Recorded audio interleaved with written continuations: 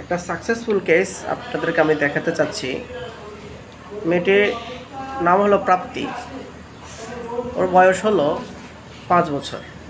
ওর সমস্যাটা কী ছিল? দীর্ঘদিন থেকে constipated, acute bleeding from Anas, অর্থাৎ মলদার থেকে তার ব্লিডিং হয়, লেগ পেন হয়। তো গদ বাঁধা চিকিৎসা করলে যেটা হয়, রোগ সারে না। যেমন ধরেন অনেকেই রক্ত বের হলো, সাথে সাথে ইপিকাক, মিলোফোলিয়াম, বেলেডোনা বা সিঙ্কোনা এই ধরনের মেডিসিনগুলো ভাবে। কিন্তু ক্লাসিক্যাল হোমিওপ্যাথি করলে বা ক্লাসিক্যাল ট্রিটমেন্ট আপনি যদি করেন, তাহলে এই ধরনের ট্রিটমেন্টের কোনো মূল্য নেই, রোগ সারবে না।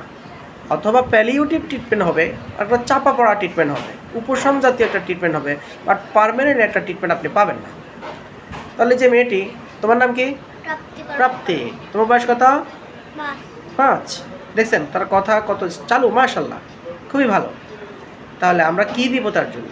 তার লক্ষণগুলো যখন আমি কালেকশন করলাম, তার মা পাশে বসা ছিল, তো তার কাছ থেকে লক্ষণগুলো নেওয়ার পরে মাইন্ড সিমটমটা খুব একটা ভালো কাজ করবে। তো দেখুন যে আমি তাকে ফসফরাস দিয়েছি। বাট ভাই, আমি কেন ফসফরাস দিলাম, মেয়েটিকে কেন ফসফরাস দিলাম? তার ভিতরে রেস্টলেসনেস টু দ্য ইনফিনিটি আমি অবজার্ভ করেছিলাম। মেমোরিটাও ভালো এবং হারিনেস টেন্ডেন্সি তার ভিতরে আছে এবং ইরিটেবিলিটি আছে। Then desire for sour cold drinks. মেয়েটি মিষ্টি খেতে পছন্দ করে, টক খেতে পছন্দ করে, কোল্ড ড্রিঙ্কস খেতে পছন্দ করে, কিন্তু ফসফরাস সুইট খেতে পছন্দ করে না। তারপরেও তার জন্য আমি ফসফরাস সিলেক্ট করেছি। তো ঘাম বেশি এবং থার্স্ট প্রফিউজ। তো all symptomatology are corresponding to the phosphorus. All symptomatology covered by phosphorus. তো এইভাবে যদি গুছিয়ে আপনারা যারা হোমিওপ্যাথি চর্চা করেন, আমার চ্যানেলের সাথে যারা যুক্ত থাকেন, বিশেষ করে হোমিও ডাক্তার জুনিয়র যারা আছেন, গুছিয়ে যদি ট্রিটমেন্ট করেন, আল্লাহর রহমত আপনার চেম্বার একটা রোগীও ফেরত হবে না।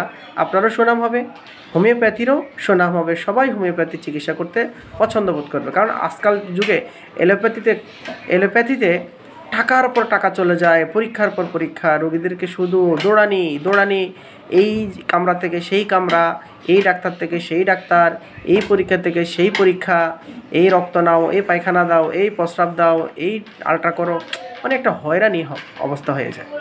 অন্তত সেই জায়গা থেকে আমাদের নিরীহ পেশেন্টরা মুক্তি লাভ করবে, আপনি যদি সঠিকভাবে গুছিয়ে চিকিৎসা করতে পারেন। তো মামনি, দেখি তুমি বসো। তুমি এখন কেমন আছো? ভালো আছি। তো তোমার এখন পায়খানা কষা হয় না? রক্ত যায় না? Very good. এখন তার একটা প্রবলেম আছে, পায়ে ব্যথা।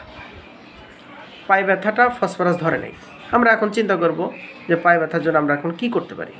দেখি ফসফরাস কি পাওয়ার বাড়িয়ে দিব নাকি অন্য কোনো ওষুধে আমরা শিফট করব, সেটা আমরা লক্ষণ ভেদে আমরা ভাবব। ওকে।